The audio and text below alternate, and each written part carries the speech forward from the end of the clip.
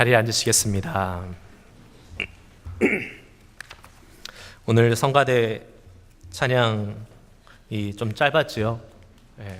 아쉬워서요. 매주마다 귀한 찬양을 우리를 대신해서 같이 또 불러주고 있는 성가대 참 감사하고 고맙습니다. 박수 한번 해서 격려했으면 좋겠습니다. 네.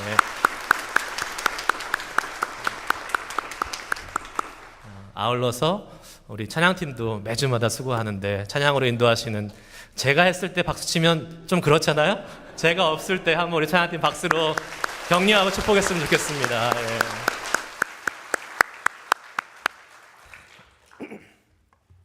현각 스님 아십니까? 들어보셨어요? 현각 스님? 스님 얘기를 하니까 아침에 이런 생각이 떠올랐어요. 제가 예전에 잘 알던 믿음의 그 동역자분이 한 명이 이런 막 속에서 좀 열을 내면서 이런 말씀을 하시더라고요. 불교 믿는 사람들, 불교 신자들은 교회 다니는 목사님들 얘기할 때 뭐 아무개 목사, 저 목사 뭐 이렇게 얘기하는데 왜 우리만 스님이라고 부르냐고. 그래서 우리도 스라고 부르자고. 그래서 제가 마음속으로 그럼 우리 똑같은 사람이지. 우리는 조금 마음 넓게 그냥 스님이라고 불러드리자 라고 생각을 했습니다. 현각 스님께서 하버드 대학에서 비교 종교학을 공부하고 어느 날 스님의 강연을 듣다가 불교에 심취하게 됩니다. 깨달음을 얻어서. 그리고 한국으로 출가를 하게 되고 한국에서 스님이 되고 심지어 거기서 수련을 쌓고 한 사찰의 주지 스님이 되십니다. 유명한 분이죠. 인터넷 치면 금방 나옵니다. 하루는 이 스님이 지하철에서 신문을 보면서 가고 있는데 그날 우리가 종종 만날 수 있는 전도하는 예수 믿는 사람 중에서 전도하는 사람을 만나게 됩니다. 보통 그런 분들은 목소리가 크세요. 그리고 목소리도 두꺼워요. 그리고 이상하게 얘기하세요. 할렐루야! 이렇게 좀 잘할 수 없나 그런 생각이 드는데 할렐루야! 뭐 예수 전당 불신주 하면서 이제 막 오기 시작했습니다. 그런데 이분에게 성령님이 임하셨는지 담대함이 생겼나 봐요. 그래서 이 현각 스님 승복을 입고 머리 빡빡 깎고 있는 그 사람 앞에 딱 오더니 그 앞에 서서 그 전동차 안에 있는 모든 사람이 들을 정도로 아주 좀 무례한 거죠. 예의가 없는 거죠. 이렇게 얘기했답니다. 이봐, 코 큰 미근 양반. 당신은 예수 믿는 나라에서 와서 왜 예수를 안 믿는 거야? 이렇게 막 큰 소리로 얘기했다고 합니다. 이 스님이 정말 충격이었습니다. 그래서 이렇게 했다고 합니다. 너 때문에 안 믿어. 이렇게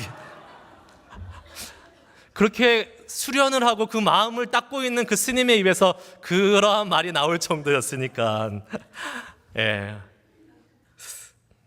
웃자고 하는 말씀이지만 여러분, 기독교를 비판하는 사람들이 한결같이 하는 말이 있죠. 예수님 좋은 것 같아. 하나님 좋은 것 같아. 근데 나는 예수 믿는 사람은 싫어. 하나님 믿는 사람은 싫어. 왜 이런 평가들이 요즘에 많이 나오고 있을까요? 우리가 뭐 특별히 요즘에 잘못해서 그런 걸까요? 저는 이런 평가들을 들으면서 한번 우리의 삶의 모습을 돌아보고 반성할 수 있는 계기를 좀 삼았으면 좋겠습니다라는 생각이 있습니다. 세상에서 살아가고 있는 그리스도인들의 모습은 어떠한가? 많은 이유 중에 제가 머릿속에 생각나는 한 가지 이유를 꼽자면 크리스찬 중에서 잘못된 이원론적인 신앙의 태도를 가지고 사는 사람들이 우리도 모르는 사이에 많아지고 있지 않나라는 생각을 해보게 됩니다. 다시 말해서 교회의 일은 참 거룩한 것이고 참 중요한 것이고 반면에 세상에서 하는 일은 속된 것이고 덜 가치 있는 것이다 라는 생각을 은연중에 우리가 많이 하고 있지 않나라는 생각을 해볼 수 있습니다. 심지어 우리는 이런 간증도 참 많이 듣습니다. 내가 직장에서 할 일이 참 많이 있었는데 그거 다 내려놓고 교회에서 할 일을 열심히 했더니 하나님이 엄청난 축복을 주셨다. 많이 들으셨죠? 아무도 안 들으셨나 봐요. 좋은 간증인지 잠깐 생각해 보게 됩니다. 물론 하나님을 향한 헌신의 포커스가 맞춰져 있고 그 주님을 향해서 우리를 들여서 하나님이 주신 축복을 누리는 것은 참 좋습니다. 그러나 만약에 우리가 세상에서 맡겨진 사람으로서, 사회인으로서의 사명을 등한시하거나 아니면 소홀히 하면서 하나님의 일을 했더니 축복을 받았다라는 그런 말은 잘못된 간증이라고 생각이 됩니다. 여러분께 한번 질문을 드려보겠습니다. 교회 일과 직장 일이 겹쳤을 때에 여러분들은 어떠한 일을 해야 된다고 생각하십니까? 자, 교회 일이 중요하다. 아무도 안 중요하세요? 좀 실망되는데 목사로서 제가 직장 일이 중요하다.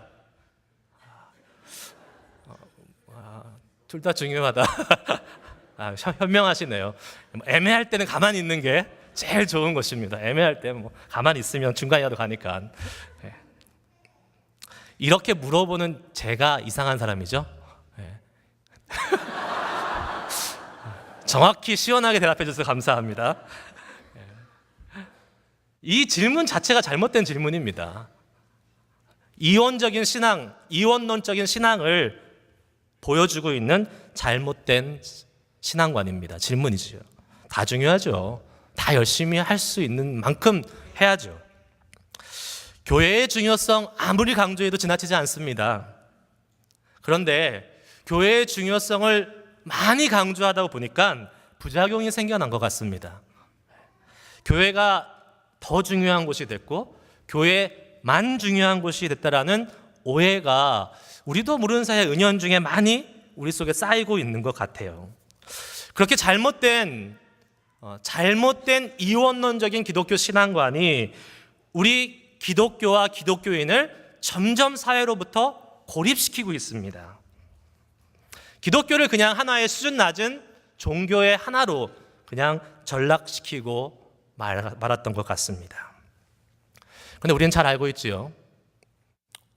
우리가 믿고 따르는 예수님, 그 주님은 하늘의 영광을 버리시고 이 땅으로 몸소 내려오셔서 이 땅에 있는 사람들을 고치시고 치료하시고 자유케 하시고 다시 일으켜 세우시는 회복의 역사를 어디서 하셨습니까?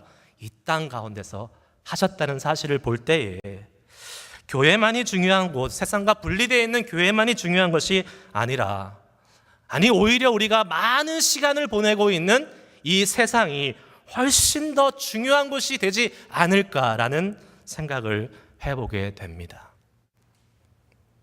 특별히 세상은 우리가 주님께 받은 은혜를 살아가는 삶의 현장입니다. 그리고 그 은혜를 펼쳐야 할 대상의 장소입니다. 삶으로 살아가는 예배의 현장인 것입니다. 우리 새누리의 모토가 있습니다. 뭐죠? 예배가 저만 알고 있습니까? 예배가 삶이 되고 삶이 예배가 되는 교회. 처음 들으신 분은 반성 좀 하시고 예배가 삶이 되고 삶이 예배가 되는 그것이 바로 우리 그리스도인들이 살아야 될 모습이 아니겠습니까? 저는 오늘 말씀을 통해서 우리의 삶의 현장에서 어떻게 하나님의 거룩하심을 이루어가며 살 수 있을까라는 그런 고민을 여러분과 같이 함께 나눠보고 싶습니다. 모든 그리스도인들의 바람이 있습니다. 그 바람 중에 하나가 경건한 사람, 영성이 있는 사람이 되고 싶은 것입니다. 그러시죠? 여러분도 그러시죠? 만약에 그런 소원함이 없으시면 더 이상 오늘 말씀을 들으실 필요는 없습니다. 간신히 숨만 내쉬면서 생명만 간신히 유지하고 있는 그러한 그리스도인 말고 주님을 향해서 믿음의 뿌리 굳게 내리고 세상의 도전 앞에 적극적인 믿음을 표현하면서 그 세상에 선하고 좋은 영향력을 끼치는 그런 영성 있는 사람이 되기를 우리 모두 소망합니다. 아멘이십니까? 그러한 영성 있는 건강한 경건한 사람들 어떻게 만들어질까요? 분명한 것은 하루아침에 되지는 않는다는 사실입니다. 디모데전서 4장 7절 말씀, 망령되고 허탄한 신화를 버리고 경건에 이르도록 내 자신을 연단하라. 이전 번역에는 이게 경건에 이르기를 연습하라 라고 되어 있었습니다. 경건한 사람, 영성이 있는 사람, 세상 말로 좀 영적으로 내공이 좀 있는 사람이 되기 위해서 훈련과 반복은 반드시 필요합니다. 훈련, 연습, 그것이 계속되는 삶이 우리 가운데 필요한 거죠. 훈련과 연습의 특징이 무엇이지요? 매일 해야 된다는 것입니다. 운동선수들, 군인들, 오늘 하고 일주일 쉬었다가 또 하고 또 한 달 뒤에 또 하고 이렇게 연습하는 사람은 하나도 없습니다. 왜요? 매일같이 반복함으로 인해서 자기가 필요한 기술을 습득하고 그 능력을 자기 몸에 배게 하기 때문에, 해야 하기 때문에 그 사람들은 매일같이 연습하고 매일같이 훈련하는 것입니다. 그런 의미에서 기독교인들은 우리의 경건한 영성, 일주일에 한 번 오는 교회에서 결정된다기보다는 제가 감히 말합니다. 우리의 영성은 우리가 매일매일 사는 삶의 현장에서 결정된다는 사실을 기억하시길 바랍니다. 교회가 중요하지 않다가 아닙니다. 교회도 그 중에 일부입니다. 교회의 생활도 일부분입니다. 하지만 매일의 삶을 보내고 있는 우리의 삶의 현장이 여러분의 경건과 영성을 결정하는 중요한 곳이 된다는 사실을 이 아침에 기억하면서 오늘 말씀을 같이 한번 쭉 살펴볼 수 있기 원합니다. 오늘 본문은 우리가 잘 아는 모세가 하나님을 만나는 장면이지요. 하나님을 경험하고 만난다는 것 정말 소중한 경험입니다. 우리는 다 그러한 영적인 경험을 사모하고 그 거룩한 주님과의 만남을 기대합니다. 그런데 어떤 과정을 통해서 모세가 지금 하나님을 만나게 되었는지, 그냥 짠 만났는지, 아니면 모세의 어떠한 모습이 있었는지를 한번 살펴보는 것이 도움이 될 것 같아요. 1절 말씀을 다 같이 한번 다시 볼 수 있기 원합니다. 여러분이 갖고 계신 성경을 보시고 1절 말씀을 제가 다시 한번 읽어보겠습니다. 모세가 그의 장인 미디안 제사장 이드로의 양떼를 치더니 그 떼를 광야 서쪽으로 인도하여 하나님의 산 호렙에 이르매. 모세는 양떼를 지금 돌보고 있습니다. 여기서 양떼를 치다라는 그 치다 동사의 원래 히브리어의 원어적 그 상태, 그 의미는 그 현재 완료 분사형입니다. 영어 시간에 공부를 열심히 하셨던 분들은 기억나실 겁니다. 완료형 분사가 어떤 의미가 있죠? 옛날부터 시작해서 쭉 계속해서 지금까지 돼 있고 앞으로도 계속될 것을 의미하는 것. 모세는 지금 우연히 짠 그날 나가서 양떼를 친 것이 아니라 지금 오랜 세월 동안 그 양떼를 쳐왔습니다. 어찌 보면 40년 광야에서 훈련받는 동안에 모세의 주 임무는, 주로 했던 일은 계속 그 양떼를 치는 매일같이 반복되는 삶이었습니다. 한때 애굽의 왕자로 세상 부러울 것이 없던 그러한 신분에서 지금은 양치는 광야에 그냥 일개의 목동이 되어버린 것입니다. 왕자라는 신분에서 남의 양을 돌보는 일, 그러한 신분으로 전락되는 것 쉬운 일은 아닐 것 같습니다. 여러분도 그러시잖아요. 중요한 일을 아니면 좀 고귀한 일을 하다가 좀 하찮은 일을 하게 되면 어떠한 마음이 드세요? 내가 이거 해야 되나? 별로 티도 안 나고 중요하지도 않은 것 같은데. 대충 하기가 쉽습니다. 심지어 누구의 양이라고 기록되어 있습니까? 자기 양도 아니에요. 장인 이드로의 양이라고 기록되어 있습니다. 자기 양도 아니고 중요하고 고귀한 일도 아니고 그냥 매일매일 반복되는 그 일상의 삶에서 모세는 어떻게 하고 있습니까?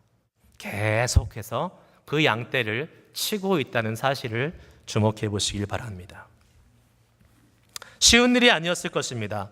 그러나 자기에게 맡겨진 일상의 임무를 충실히 감당해 오고 있는 것 같습니다. 그런 모세를 하나님은 주목하셨다는 사실을 기억해 보십시오. 그런 모세를 하나님은 선택하셔서 부르고 있다는 사실을 주목해 보시기 바랍니다.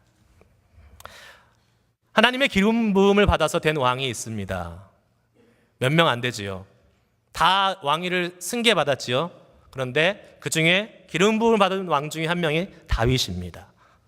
다윗이 사무엘의 기름 부음을 받고 하나님의 왕으로서 인정을 받는 그 순간, 여러분 성경은 뭐라고 기록한지 아십니까?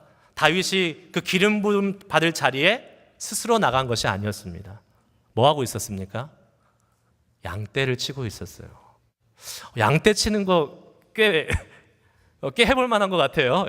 예. 근데 당시의 삶을 대변하고 있는 거죠. 당시의 삶의 모습에 맡겨진 일상의 일을 감당하고 있었던 다윗. 다윗의 형들은 어떻게 하는지 아십니까?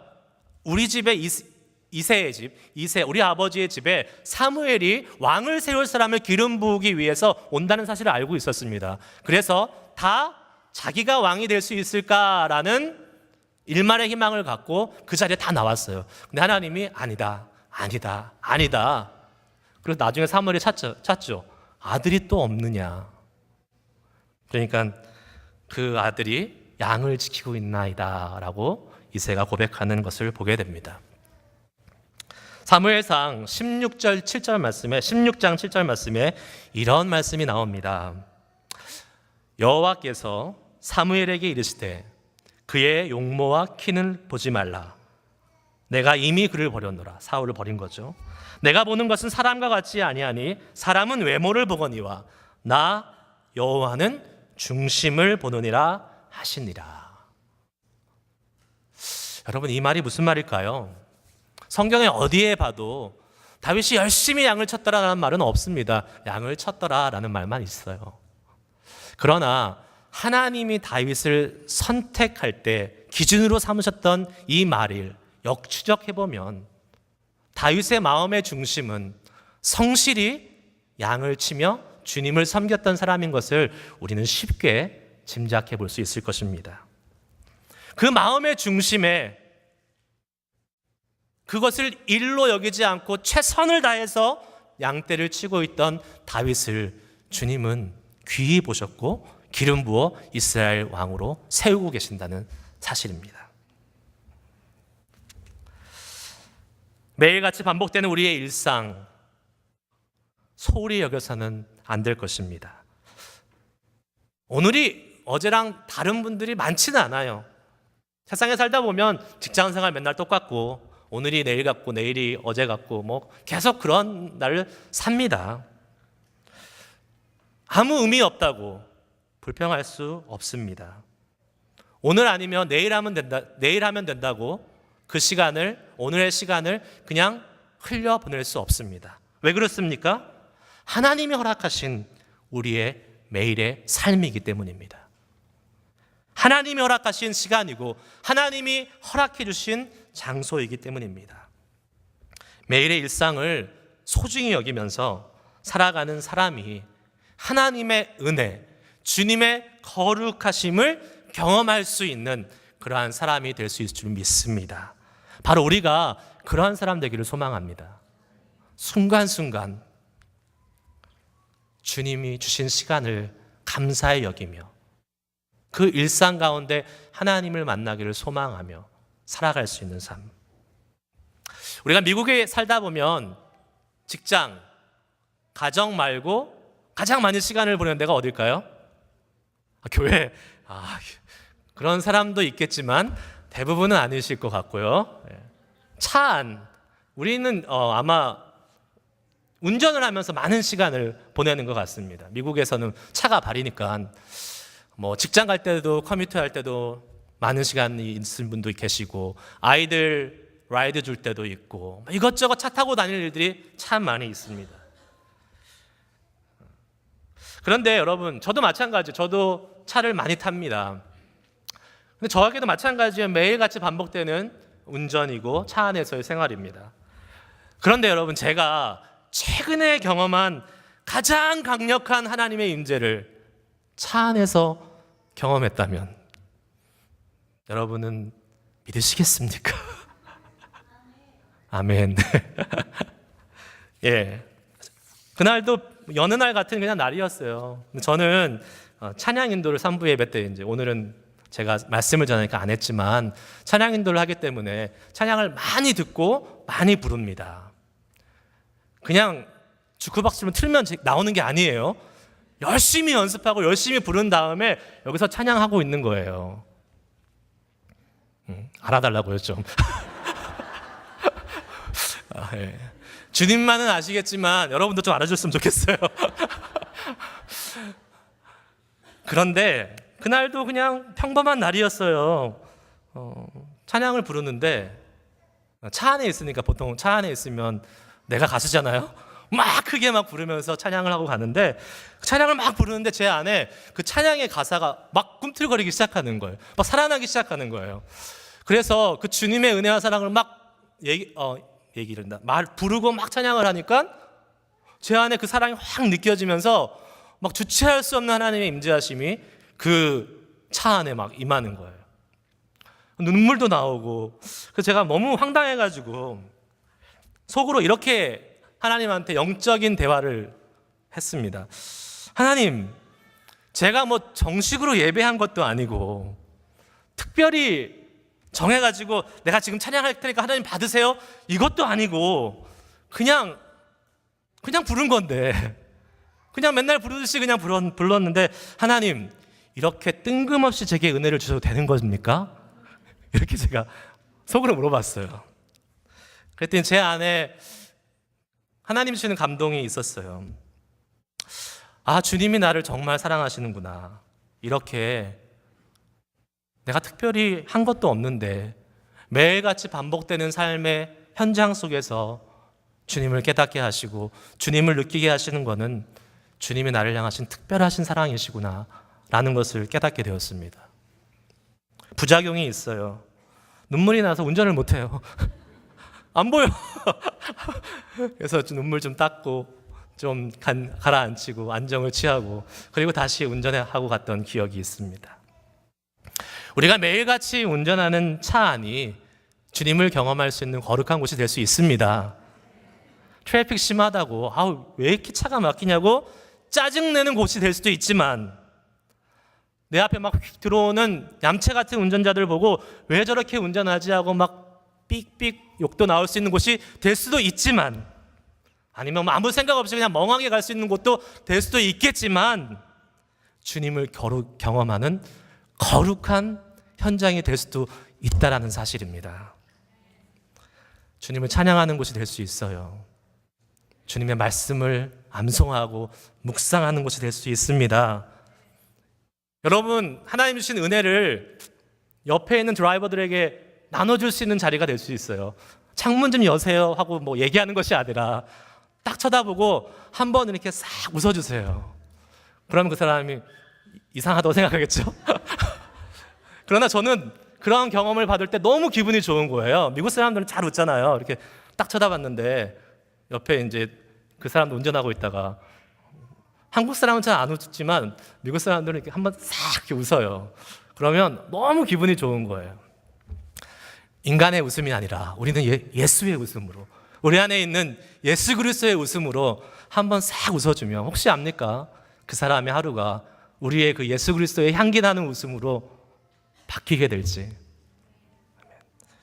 내일부터 운전하실 때 혹시 옆에 같은 차가 있으면 한번 웃어주세요. 주님의 사랑을 나눠주세요.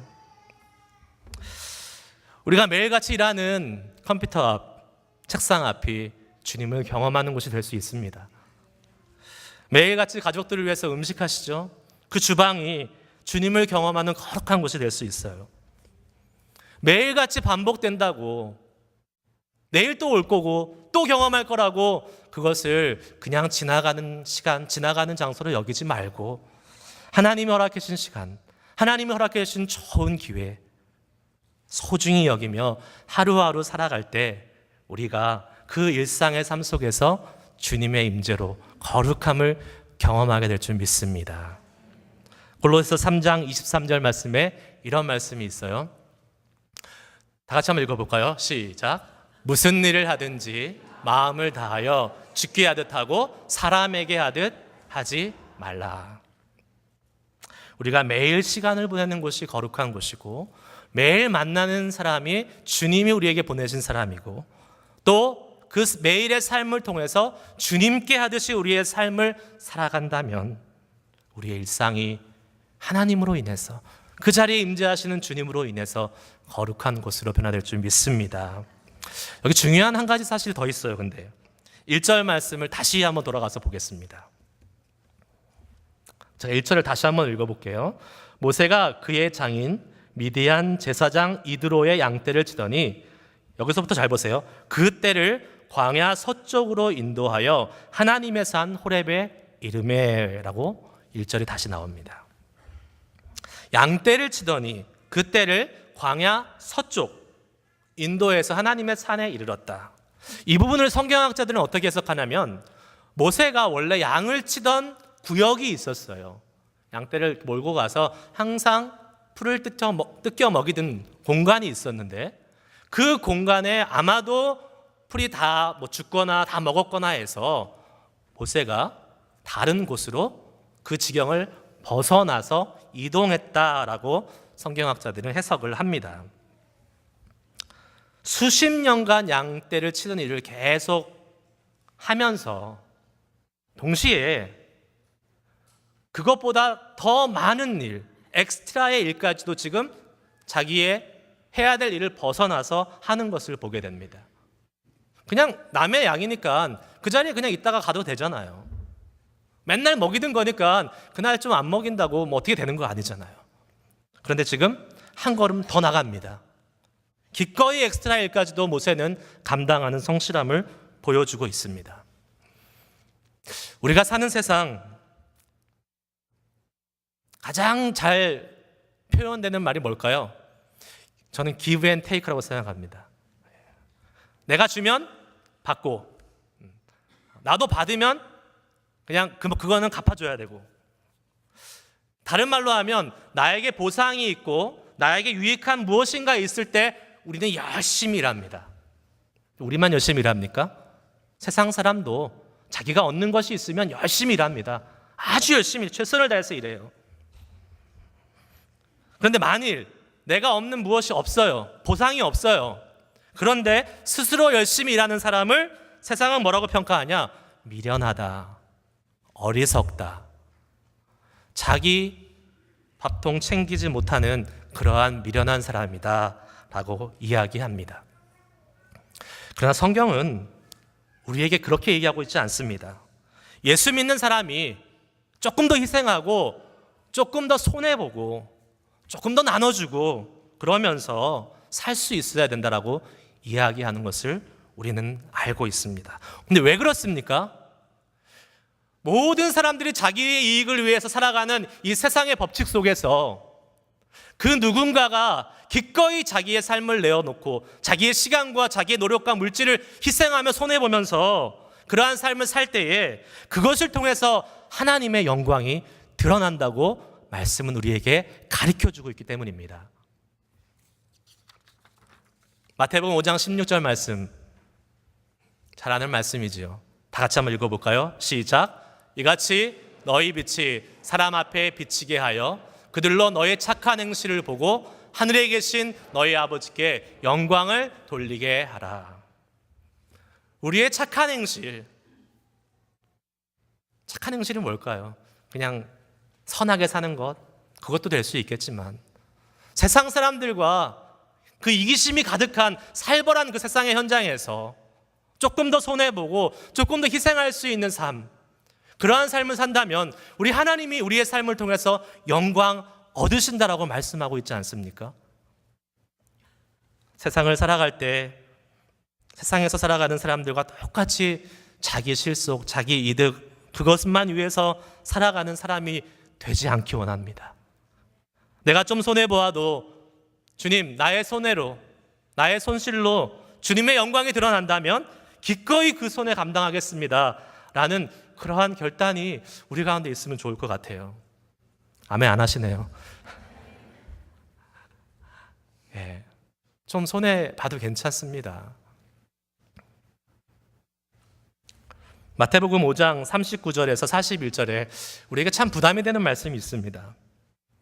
나는 너희에게 이르노니 악한 자를 대적하지 말라. 누구든지 내 오른뺨을 치거든 왼편도 돌려대며 또 너를 고발하여 속옷을 가지고자 하는 자에게 겉옷까지 가지게 하며 또 누구든지 너로 억지로 오리 가게 하거든 그 사람과 심리를 동행하고. 진짜 너무 부담되는 말씀입니다. 이러한 삶을 살고 싶어요. 다 소망해요. 우리 이러한 삶을 살아가면서 그리스도의 영광을 나타내고 싶어요. 근데 안 돼요. 왜 안 될까? 왜 안 될까? 근본적인 문제가 있습니다. 아까 처음에 말씀드렸던 이원론적인 신앙관입니다. 교회에서 하나님을 나의 주인으로 인정하고 찬양하고 경배하는 데는 아무 문제가 없습니다. 모두가 다 할 수 있어요. 그거는 다 할 수 있어요. 오늘도 많이 했어요. 그런데 정작 우리의 세상에서의 삶, 밖에서의 일터에서의 삶은 어떻습니까? 가정에서의 삶은 어떻습니까? 거기서도 주님이 주인이십니까? 그러면 문제가 없어요. 왜요? 내 것 뺏기는 거 아니에요. 하나님의 것 나눠주는 거예요. 내 거라고 생각하니까, 내가 더 가져야 되는 걸 생각하니까 손해볼 수 없고 희생할 수 없게 되는 것입니다. 주님, 내가 하고 있는 이 비즈니스, 이 사업은 제가 알아서 할게요. 주님, 직장에서 프로그램 짜고 연구하고 하는 것 제가 잘 할 수 있어요. 주님, 제가 집에서 음식 만드는 거는 주부 지금 몇 년 차인데 제가 잘 할 수 있어요. 주님, 우리 아이 지금 입시인 거 아시죠? 그 전까지는 제가 잘 서포트 할게요. 그 다음엔 주님이 알아서 하시고요. 이런 말을 하는 사람은 아무도 없습니다. 아무도 그런 말 하지 않습니다. 그런데 우리의 삶은 그런 말은 하지 않지만 그렇게 살아갈 때가 너무도 많습니다. 하나님은 모세에게 오늘 본문에서 이렇게 말씀하십니다. 그 양을 치고 있던 모세, 조금 더 지경을 벗어나서 더 멀리 가서 열심히 엑스트라일 감당하면서 양 치고 있던 모세에게 5절 말씀에 이렇게 말씀하십니다. 이리로 가까이 오지 말라. 내가 선 곳은 거룩한 땅이니 내 발에서 신을 벗으라 라고 말씀하십니다. 모세가 서 있던 곳이 특별한 땅이었습니까? 아니요. 매일같이 경험하는 광야의 지극히 평범한 곳이었습니다. 너무나 일상적이고 매일같이 다니던 곳이었어요. 평범한 곳, 뻔한 곳. 그런데 오늘 그 평범한 곳, 뻔한 곳이 더 이상 평범한 곳, 뻔한 곳이 아니었습니다. 왜요? 하나님이 그곳에 임재하여 주셨기 때문입니다. 그리고 그곳에서 신을 벗으라라고 말씀하고 계십니다. 고대 사회에서 신을 벗는다는 것은 종들이 주인을 섬길 때 했던 모습입니다. 종은 나의 주권이 없습니다. 주인 앞에 모든 주권이 있기 때문에 내가 신을 벗음으로 내 주권이 주인께 있음을 인정하고 표시하는 것이었습니다. 성막에서 하나님을 섬기던 제사장들도 그 모든 성막의 주권, 그 이스라엘 나라의 주권은 하나님께 있다는 것을 인정하기 때문에 그 표시로 신발을 벗고 성막에서 제사장들은 맡겨진 직무를 감당했었습니다. 신발을 벗는다는 것은 내가 주인이 아니요 내가 권리가 없음을 인정하는 것입니다.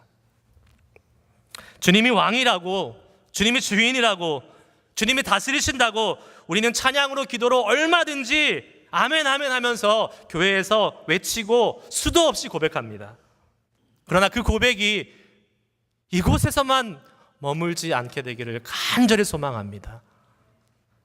우리 주님은 우리가 살아계신 일상에서도 왕이시고 주인이시고 다스리시는 분이십니다. 아멘이십니까? 우리의 일터, 우리의 학교, 우리의 가정, 그 어느 곳에서도 우리 주님은 주인 되시길 원하십니다.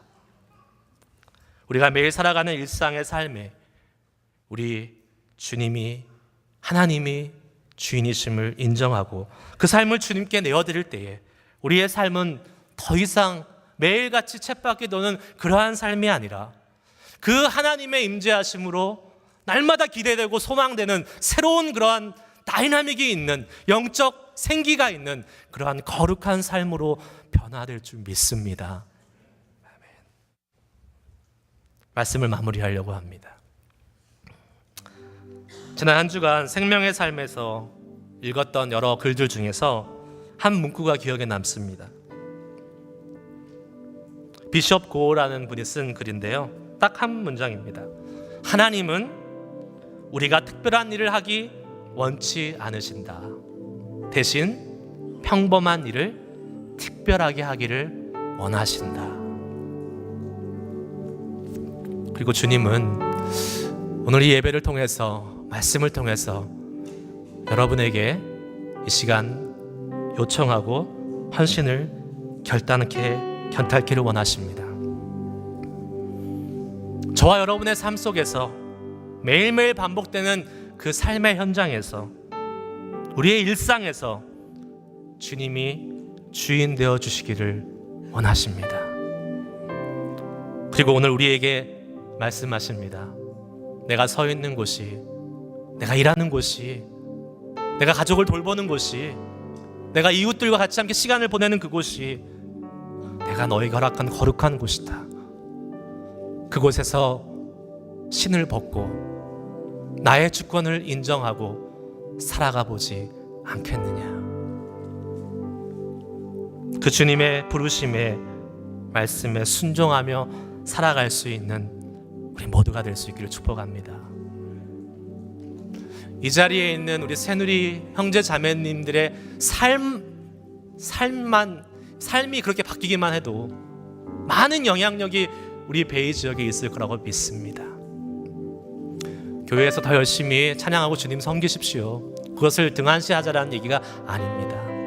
동시에 우리의 삶 속에서도 주님을 온전히 섬기며 나타내며 주님의 주권을 인정해드리며 살아갈 수 있는 우리 모두가 되어봅시다. 그러한 삶으로 하나님께 영광 돌릴 수 있기를 축복합니다. 기도하시겠습니다.